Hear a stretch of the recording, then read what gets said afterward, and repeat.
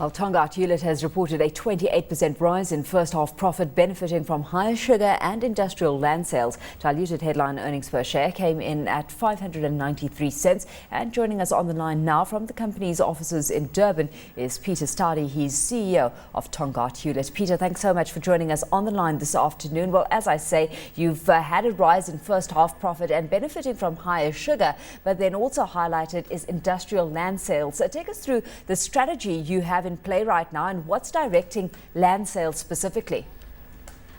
I think obviously we're very fortunate that we're involved with the development of land around the eThekwini Durban area. And Durban eThekwini is a very vibrant town and it is expanding all the time. At the moment, most of those land sales have been in an area called Kunubia Industrial. Right next to us is one of the big projects for the city in terms of housing, and it's all coming together at Kunubia. Peter, Lindsay speaking. Just tell us about in more detail about the property side of business, because can these the realisation of your land portfolio be sort of considered a once-off because you're selling land, or are you developing them and does it remain within the Tongaat Hulett group and therefore sort of give you annuity income? Unfortunately, I can't hear that. Lindsay, just take us, Peter, rather, if I had to just reiterate what Lindsay said, I mean, a strong focus now being paid or attention being paid to your land management and property development component of the business specifically. I mean, how much of a component of the business is that element or that arm becoming right now? Look, it's not the key underlying part of our business. And on a key underlying part of our business is clearly agriculture and agri-processing from both maize and cane. It is at the same time a very valuable part of our business itself, and we've got quite a big, very valuable land portfolio that we're utilising down there. The most dominant theme in our business today remains to get more cane to our sugar mills. Last year we increased sugar production by 14%. This time we're putting out a forecast for this season that will increase sugar production between 8 and 15%, and that's sort of reflected of the success we're having in getting more cane to our sugar mills.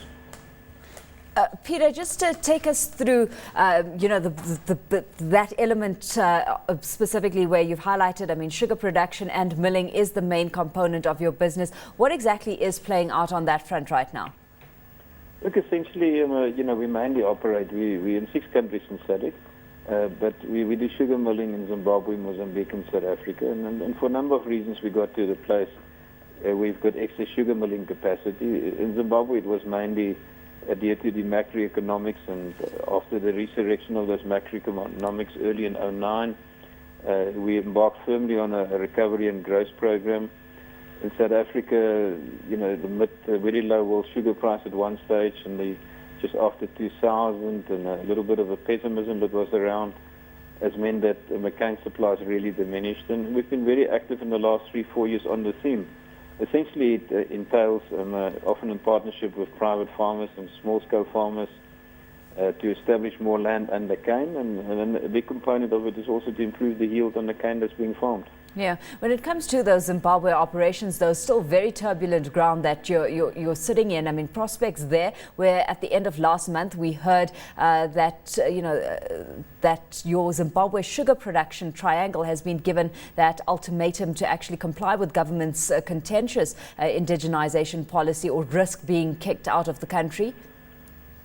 Look, Zimbabwe, you've always got quite some intensive debates, often a few more decibels above what it could be. The dominant theme for us in Zimbabwe, and one that we are maintaining dialogue with all key stakeholders, including authorities at the highest level, it remains the central theme of what we're doing. And the essentially important theme that we're doing is we are creating at a very rapid pace indigenous Zimbabwean private farmers. Just to give you some idea, that sector basically at the beginning of 2009 was down to 0. We've established since 2009 670 active farmers, and they already are generating an income per year for themselves of over $50 million, and they employ more than 5,500 people.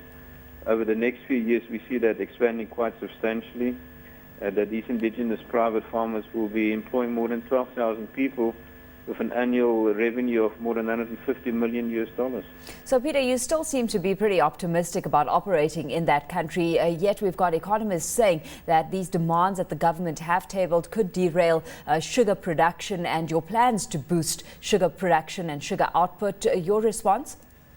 Look, I've always been, a great believer in Zimbabwe. And obviously, there are times intense socio-economic and political debates going on. But when you understand the fundamentals, you understand it's a country with so much potential and so much ability and so many skills. And it's a country that we believe will go forward.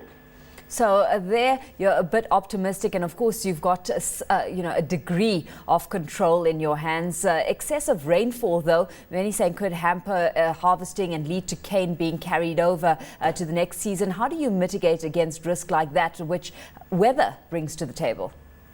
Look, I think we haven't had the best weather over the last 3 years, even though we've been able to grow, as I said, last year sugar production by 14%. This year between 8 and 15%, and you'll never have perfect weather. But we did have in South Africa quite an unusual period. September and October are two of our very key milling months. In September, we had like 5 times the long-term mean in terms of rain. Now, that's very good for next year's crop, and that's very good for planting cane. But when you start getting that sort of rain in the middle of your milling season, what happens is you don't get the cane off the ground. And all of it then was amplified. We had a transport strike in South Africa, and that actually meant that our mill stood for 2 weeks. So essentially on the weather in South Africa at the moment, we've got great rains, great for next year's season, but not a great period to mill this year's crop. So there will be some carryover crop towards next year.